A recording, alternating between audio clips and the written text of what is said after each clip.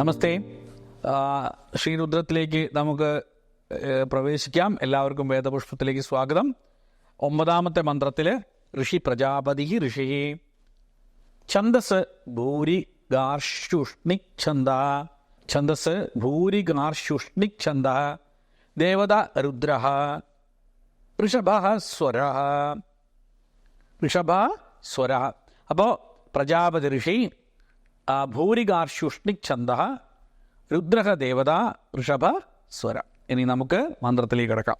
ഓം പ്രമുഞ്ച ധന്വനസ്ത്വമുഭയോരാർണ്യോർജ്യാം യാശ്ച ദേഹസ്ഥ ഇഷവഃ പരാതാ ഭഗവോ വപ. ഓം പ്രമുഞ്ച ധന്വനസ്ത്വമുഭയോരാർണ്യോർജ്യാം യാശ്ച ദേഹസ്ഥ ഇഷവഃ പരാതാ ഭഗവോ വപ. ഓം പ്രമുഞ്ച ധന്വനസ്തമുഭയോരാർണ്യോർജ്യാം യാശ്ച ദേഹസ്ഥ ഇഷവഃ പരാതാ ഭഗവോ വപ.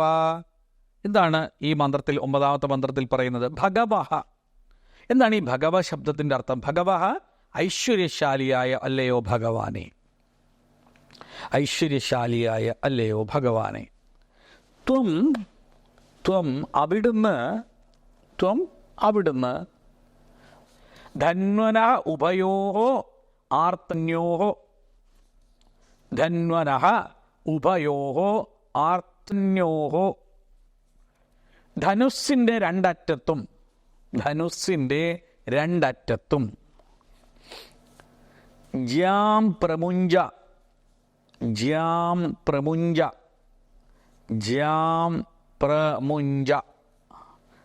ഞാണിനെ ധരിച്ചാലും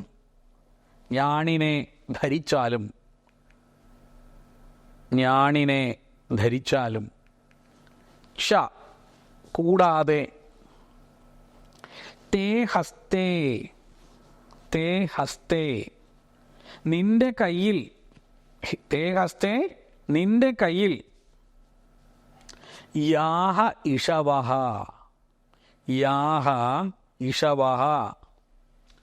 നാശകാരികളായ ഏതെല്ലാം ബാണങ്ങളാണോ ഉള്ളത്, യാഹ ഇഷവഃ നാശകാരികളായ ഏതെല്ലാം ബാണങ്ങളാണോ ഉള്ളത്, താഹ അവയെ പരാവപ നിന്നിൽ നിന്നും ദൂരെ സ്ഥിതി ചെയ്യുന്ന ദുഷ്ടവ്യക്തികൾക്ക് നേരെ വർഷിച്ചാലും.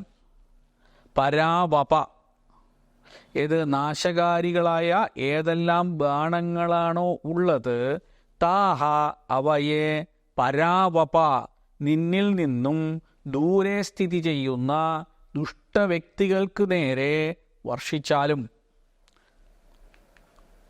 ഇത് ഈ മന്ത്രത്തിലേത് വളരെ മനോഹരമായ അലങ്കാരത്തോടുകൂടി വർണ്ണിച്ചിരിക്കുന്ന ഒരു കാര്യമാണ്. എങ്ങനെയാണ് ഒരു യോദ്ധാവ് ഈ ധനുസ്സിൻ്റെ വില്ലിൻ്റെ രണ്ടറ്റവും ഞാണിനെ ധരിച്ച് തൻ്റെ കയ്യിലെ ബാണങ്ങളെ ശത്രുവിന് നേരെ വർഷിക്കുന്നത്? അതേപോലെ രുദ്രഭഗവാൻ ദുഷ്ടവ്യക്തികളെ തൻ്റെ നീതിന്യായത്തെ നടപ്പിലാക്കുന്നതിലൂടെ ഇല്ലാതാക്കട്ടെ എന്നാണ് അർത്ഥം. എന്താണ് ഈ ഇവിടെ ധനു എന്നതിന് എന്താണ് അർത്ഥം? ധനതി ഇതി ധനുഹു എന്നൊരു നിർവചനമുണ്ട്. ധനതി ഇതി ധനുഹു എഴുതിയെടുക്കൊണ്ടു വേണ്ടിയിട്ടാണ് ഞാൻ അങ്ങനെ പറഞ്ഞത്. ധനതി ഇതി ധനുഹു. ഈ നിർവചനം അനുസരിച്ച് ശബ്ദിക്കുന്നതെന്തോ അത് ധനുസ് എന്നൊരർത്ഥം ഉണ്ടായി വരുന്നു. അപ്പോൾ ഈ ധനു ശബ്ദത്തിന് വരാവുന്ന ഒരർത്ഥമാണ് എന്താണ്? ധനതി ഇതി ധനുഹു. ശബ്ദിക്കുന്നതെന്തോ അത് ധനുസ് എന്ന് ഒരർത്ഥം. അതേപോലെ ജിനാതി ഇതി ജ്യ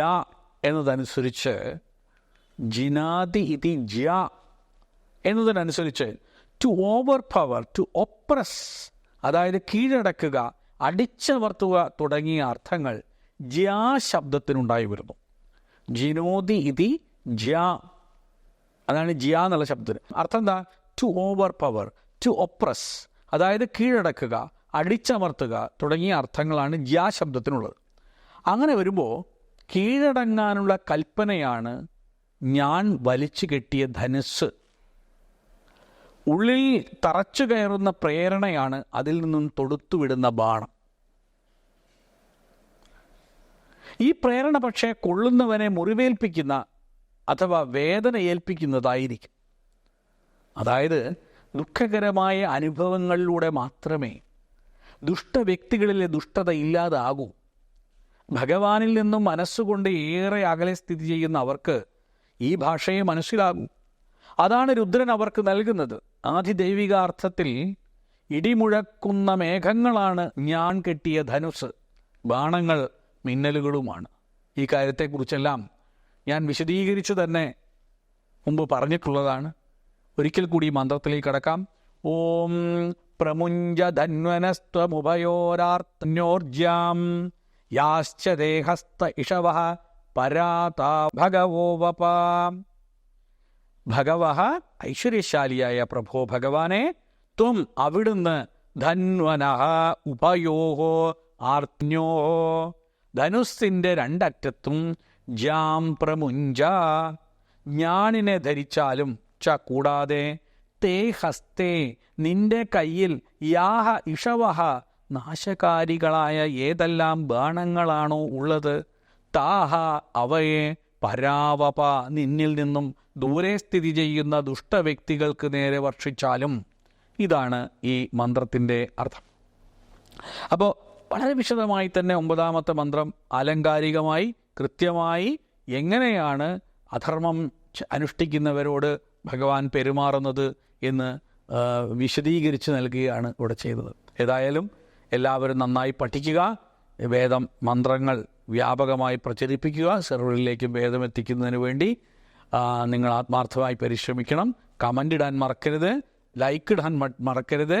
അതേപോലെ തന്നെയാണ് ഷെയർ ചെയ്യാനും. ഓക്കെ, എല്ലാവർക്കും എൻ്റെ ഹൃദയ നമസ്കാരം.